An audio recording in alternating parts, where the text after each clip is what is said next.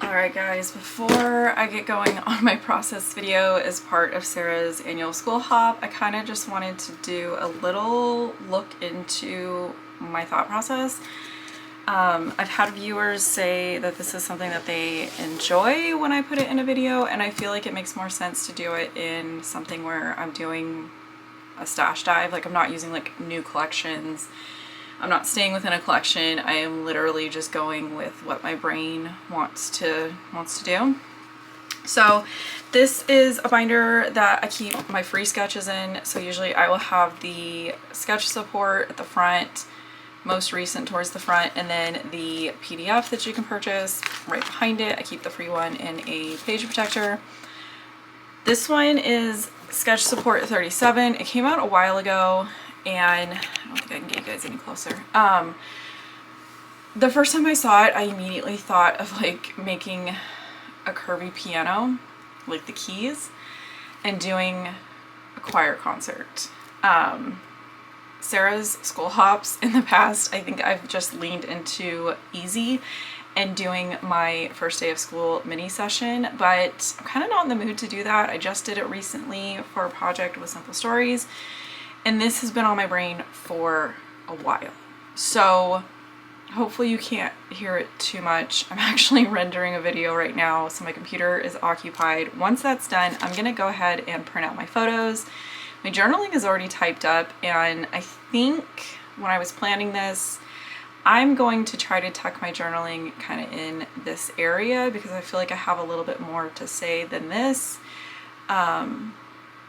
So that's kind of my loose plan here. Now, outside of the sketch, the photos, and the journaling, my photos are from a winter concert, so my kids are in their like fancy, my son wears a tuxedo, my daughter has like a long, don't tell her, it's kind of ugly, it's not her choice, it's like a long potato sack dress. The old ones were cuter, but more formal attire for their winter concert. So I pulled out, I keep my Christmas, Halloween, and baby for some reason. It gets put in these storage boxes from Hobby Lobby. So I pulled out both. I have one of paper and one of embellishments. And then I've got this die set. It's so old. I don't even know who the manufacturer is, but if you're looking for stuff like this, look for sentiment strip dies. I'm pretty sure this is probably My Favorite Things, which they just recently went out of business, so, you know, no luck there. But a lot of manufacturers have sentiment strip dies. So yes, I could cut these pieces on a silhouette. Yes, I could cut them by hand with a trimmer. I personally like that kind of rounded edge that you get from dies. So I think what I'm going to do is take these are the two widest options that are in here. So I'm thinking I can do these for the white keys, do this one for the black keys, and then maybe cut them in half. I don't know, I'm going to kind of look up, I need to look up a picture of a piano. I've never played one. I'm not musically inclined. So once I pulled that, I did go ahead and I grabbed these two 6x6 Bella Besties because of the tone on tones. So I'm thinking possibly using one of these for my white keys, and then I really like, I've already used most of the full sheet of this. I really like the black linen texture for this because it reads as a solid black, but really it's got some good like texture to it. And then outside of that, I've got no plans other than I need to make a decision on if I'm gonna go kind of more like bright, crisp, clean, or more, I was gonna say dull, more like muted, vintagey type of thing. So I just kind of, when I was going through my box of paper, I just kind of pulled out things that, you know, was quick, like, oh, I like this, I like this. It doesn't necessarily mean I'm going to use it. Anytime I do this style of an intro to a video, I tend to pull way more stuff and I'll end up using like this and this. this is just a method that works for me to kind of get that creative spark going, especially with stash dives, and kind of something that I can see in my mind, but I can't really see the steps from start to finish. So I just kind of pull a lot. I noticed that I was pulling multiple sheets from this older Simple Vintage Christmas from Simple Stories, so I just kind of kept the pack out. And then, oh, this one still has the stickers in it. Because I'm stash diving and I'm going outside of a collection, I tend to start focusing on color. So I did go to my stickers, and yes, this is school themed, but I grabbed it for like the red label, the pops of red, and then I grabbed these black labels because again, he's wearing a tux. There's going to be black in the keys. And then this one I found was not in the box, but it's got some good borders on here that I think maybe. Again, I will probably not touch this. I never know, you know, where it's going to end up, but I do like to pull and then kind of put this on the table to the next to me, and I can kind of make a mess with a smaller amount of stuff instead of having to get up and be like digging through stuff because, oh, I think I need a black label, or let me go look and see if I have like a red border sticker, that type of thing. So I am going to, like I said, I'm going to go print out my photos, print out my journaling so that that's all ready to go, and probably get started on die cutting the piano keys and see if that's gonna work. And if it is, I can go ahead and put like a piece of tape behind them and like pick it up and put it on different background sheets and kind of get a plan of, like I said, if I'm gonna go like bright and crisp clean or more muted vintagey kind of. So let's get going. All right, let's get into putting this layout together. Spoiler alert, I 1000% pulled way too much product to get started. I'm gonna die cut the keys of my piano. I am using this basics pack from a recent Simple Stories project. I have a piece that I had gutted the middle of, so I'm going to reach for that first. And basically just use that die over and over again. Now I could do this on my Cricut, however, I am somebody that just enjoys manual die cutting, so that's what I like to go with. This is a generic cutting mat from Amazon that I use in my Silhouette Cameo, but I also use it for countless uses. This thing is, it's always on my desk, and I like to use it for things like this where I've got a lot of die cuts that I'm going to arrange, and I just kind of need it to hold for a little bit so that I can pick background paper. I can kind of check photo sizing.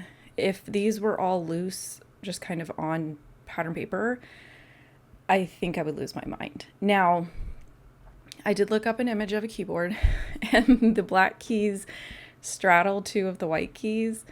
However, just because of this curve, like after I was done, I thought of so many ways I could have done this better. However, this was very much these are the choices that you've made. You're kind of committed. Just kind of keep pushing forward. So it'll be fine. It's not going to be a realistic piano. We're going with vibes, not realism. So here you can see, everything's on that mat. So I can kind of take it and I can basically trial and error some different background papers. And I kept going back and forth. I settled on this one from an older Simple Stories collection that has kind of like this pre-printed design on it. And then I'm going to use this like music paper. I can't remember what that one's from. I did consider gutting it because I'm going to cover most of it, but it was one of those things where, I mean, you saw a sampling of the Christmas papers that I sorted through. I don't need to gut it. It's okay if I use it. There's plenty of Christmas paper left for the next random thought that I have. You know what I mean? Like, it'll be fine. So I did start off trying to kind of mark off and center things on my layout. I have not cut down this sheet yet because I didn't want to cut it like an 11 by 11 to mat on that music sheet if these keys weren't going to be exactly, 11 inches wide. So I'm going to kind of mark off where I think I'm going to end up cutting margins off, go ahead and attach my keys in that kind of curve that was in the sketch so that I can see, how the margins are going to go, and I can just kind of cut with my trimmer, more of like an eyeball, not a like measured cut. So got that done. I decided that I needed something to kind of help it stand out a little bit more. So I'm going to mat it on just some red basics. Again, I think this is from Simple Stories. And I did not get any of this. So apologies for those that really believe in getting their paper and kind of getting everything out of every sheet. Sometimes, I don't know, if I feel like I have a ton of something, and in this case, I have a ton of Christmas product. I just got a lot more Christmas product in. I'm feeling a little buried in Christmas product, so I didn't really feel like I needed to preserve the scraps on this one. Went ahead and cut down my photos, left some of the photo paper border, and then I'm going to go ahead and mat them on this scrap of red that I've got. And I think at the beginning, because I wasn't 100% sure where I was going visually, I knew I wanted to do this keyboard thing and pretty much follow the sketch. And so I'm thinking that I'm going to fill in with like stickers and die cuts and stuff. As I got going, this happens a lot where sometimes when I'm doing a stash dive, sometimes those pre-made embellishments, they just don't feel right. They're just, the vibe is off, the mood is weird. And I'm like, okay, what am I going to do? I am going to put in the eye above a layout that I did for the same event, but it was a different year. And I started out that layout thinking I was going to hate it. I ended up loving it. I loved it when it was done. And a lot of the details were kind of just DIY embellishments from dies and stuff. So I kind of was like, you know what? I'm going to try to get some pre-made embellishments on here to get them used up and kind of blend that pre-made and like homemade vibe. But I'm not going to kind of force myself to use a lot of that stuff that I pulled out if I just feel like it's not working. Like the design of this layout, I don't think was going to work with some of those border stickers that I was originally drawn to. So I kind of pivot in the middle of a layout a lot when, the mental picture and the physical product that I have made with my hands, they don't line up. So I have to figure out how to bridge that. So again, I 100%, I sent a picture to my friend and she was like, your keyboard is bothering me. It's not right. I'm like, I get that. I know it's not right. I think if I were to do this again, I would cut all of these pieces, attach them to like printer paper, and then cut an actual curve. So those black keys could have straddled the white keys, and then everything that was like hanging off and not lined up real pretty would have gotten cleaned up when I cut it in a curve shape. At this point, those were already down. I don't have any more paper to cut the keys from. I'm far enough into the process and I'm looking at the calendar and the date and I'm like, we're committed. We've made a poor choice, but we're going to push forward and see if we can salvage this. Luckily, one of these kids, she's got 2 more years at this school, so I've got at least 2 more of this exact event going to happen in the future, so we can play with that at that time. This is when I'm like, okay, let's bring in some of those elements from the other layout that I did that I loved. Gonna bring in my digger technique. This is just stacked die cutting. I do 2 layers of a white cardstock. I keep scraps from like Tracy Reed projects where like I've printed stuff on the other side. Sometimes there will be like journaling on the other side that I needed to fix. Like I just kind of keep like an envelope of white cardstock that I can use for die cutting. And then the top layer is where I'll do like pattern paper, specialty paper, glitter paper, whatever is going to kind of make that DIY thicker. And I'm gonna bring in gold on this one. I can't remember if I did gold on the other one. I just remember I spelled the word music wrong, like wrong, and didn't even notice it until later and had to do some surgery in that video.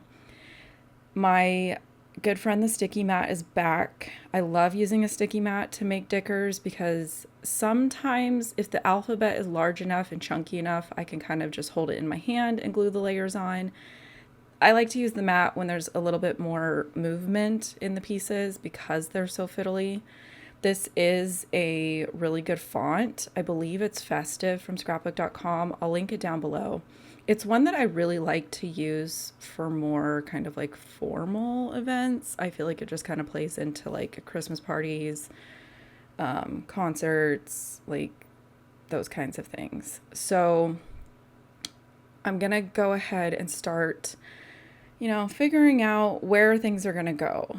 The journaling on the sketch was super small, so my journaling's, I've got a little bit more, so I'm kind of playing around with, do I want to put it to the right of the two small photos? Do I want to put it to the left of the two larger photos? Do I want to have it touching the top of the two larger photos? Like some different options going on. I do want to have things on top of the piano. That to me just kind of makes sense. To me, this piano is kind of technically a scene. And if you've been around my channel for a while, I love any kind of scene building. And I like with scene building to make sure that things aren't too solo. Like I don't want things too much by themselves to where they don't look like they belong to everything and they don't look super cohesive. And I notice that this is something that my brain tends to think about when I'm merging pre-made products with DIY products. So I want to make sure that everything's touching. I haven't done this in a really long time. I think it was on the back of my mind from a recent podcast recording. And I felt like with these white journaling strips going on top of that off-white keyboard, I was like, how am I going to make this stand out? I didn't want to do the reverse journaling where you have the black background and the white text. So I'm like, let's go ahead and ink the edges. And that ink pad from scrapbook.com, cookie something, I can't think of the name of it. I had pulled it out during a Pink Fresh card class. They had recommended like a different color from the Pink Fresh line and I didn't have it. It had been out of stock forever. And I like visually tried to match up another color, but basically when you stamp that color, it does kind of give off gold vibes without it being an actual metallic. So I've done it in the past where I've inked the edges of journaling strips and it does kind of give you that gold sense to it. And I felt like it would coordinate with these dickers. I did go on the internet and was like, please help me with a title. And I settled on 'Tis the Season to Sing. Basically, I wanted something that leaned into the Christmas, leaned into the holiday, but also had that like music theme to it. Here I am, like I was saying earlier, I'm going to put my journaling strips in 3 spots. I'm going to take photos of them and then I can look like real quickly back and forth between the 3 options and figure out which one I like better. And I like where they're at right now. And I did add my journaling strip sentiment die hack. It should now show up in every single video description, like where it preloads the information and I don't have to try to remember to put it in there. But if you are on the hunt for that Hero Arts die, I strongly suggest that you do the notify me option somewhere like scrapbook.com or a cherry on top, or even I think Spellbinders has the Hero Arts products now. Hitting the notify button kind of lets them know how many people are interested in a product and whether or not it's worth doing another run or reordering it. And even though I have the die, I do go ahead and hit notify me so that I get a notification when they restock it. And then I post in my group as soon as I can for those that have been looking for it. To me, it has saved so much time on journaling strips. And I love it for when I'm doing like a bunch of layouts at one time. I will put, multiple layouts worth of journaling on there and just kind of knock it out in one go. The small little like letter tile stickers, again, this is a Stash Dive layout. Those are super old. Can't even think of the name of the company that the stickers are from. Not that it matters. I have 2 sheets of them. It's one of my like favorite go-tos for like school things because it looks like handwriting on chalkboard. When I run out of those, I'm probably gonna cry. Okay, here's where we're gonna do some DIY embellishments. This was a newer purchase. I believe it's an older Lawn Fawn set, but it's new to me. It's like music notes, a little bird, and then whatever you call like the lines on music paper. I didn't use that part today. I just took the music notes, cut those apart, and then this other set is also from Lawn Fawn. It is a bunch of small snowflakes. I used it on the other layout that I made with this event. It makes just the perfect size. Like you have large, medium, small, and tiny. And I love being able to kind of have these scattered from like the top of the layout to the bottom of the layout, not necessarily in like specific clusters, but more sprinkled like across the layout. And I do the same technique that I do with Dickers. I like to do 2 layers of a white cardstock. Just the nature of how a snowflake is designed, these don't pop out of the paper super well. They are cut completely through. They just like to hold on to the paper. So I just kind of take a piercing tool, poke them out. I kind of keep them all on a pile over here until I have my 2 layers. And then for the 3rd layer on these, I'm going to kind of switch it up. I did the music notes with the same black pattern that the black keys are cut from. The red snowflakes are cut from the same paper that I used to map my photos. And then the rest of the snowflakes are with the same gold that I used on my Dickers. I like to do this where I'm not bringing in new patterns. Typically, if I'm going to bring in a new color, it's going to be another like specialty paper, like maybe a glitter version. I thought like a glitter white would have been really nice here just to kind of bring in that like winter vibe. The white glitter that I have, I don't know what's wrong with it. When I cut it, there's like a clear film that comes off and then it's just plain white cardstock. So I think I need to go see if Spellbinders has a white version of their treasured cardstock and just go ahead and order that. I don't even know what the scrap of white that I have. I think it's one of those ones where you buy like the sheet at Michael's. It could also just be that it's super old and does paper expire? I don't even know. So gonna go ahead and wrap up the layout with the embellishing. I am taking all of those pre-made die cuts first and kind of tucking them under photos, spreading out these gold printed snowflakes kind of in 3 different areas. And then I've got 2 of these candies. I like to just kind of at this point think of the layout as one giant clusterable area, if that makes sense, and start kind of just sprinkling things in. I like nestling things near my title, near my journaling, having things kind of cross into like different zones or different territories. Like I said, I like that more than I like a separate, like distinguished 3 clusters. And I just kind of went from larger pieces down to smaller pieces. I feel like I probably could have cut duplicates of things like the music notes and stuff, but I think cutting just one of each made a really good amount to spread throughout the layout. Same thing with these snowflakes. I feel like one of each was just a really good number. And then these little tiny ones are the ones that I went ahead and did with the gold. And I'm using those as kind of the finishing enamel dot sequin type of style embellishing. And that's pretty much going to be it.